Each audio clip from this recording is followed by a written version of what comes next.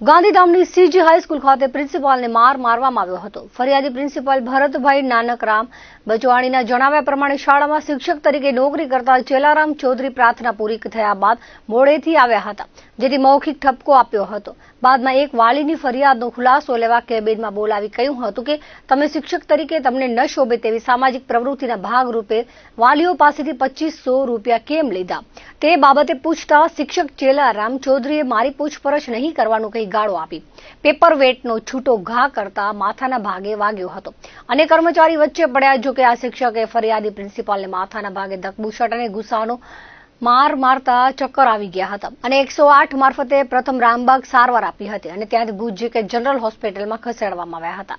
બનાવને પગલે શાળાના ટ્રસ્ટી મૈત્રી સ્કૂલના પ્રિન્સિપાલ, જિલ્લા શિક્ષણ અધિકારી સહિતનાને જાણ કરવામાં આવી હતી।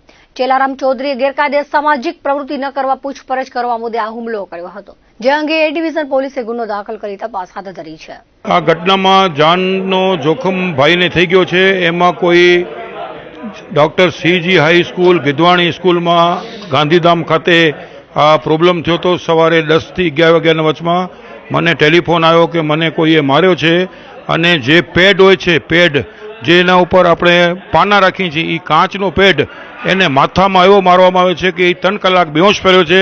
અમે રામબાગ હોસ્પિટલમાં બી મેં લઈ ગયા હતા, ડીવાયએસપી ઓફિસ અને પોલીસ આવી હતી, એમનું નિવેદન લઈ ગયા છે।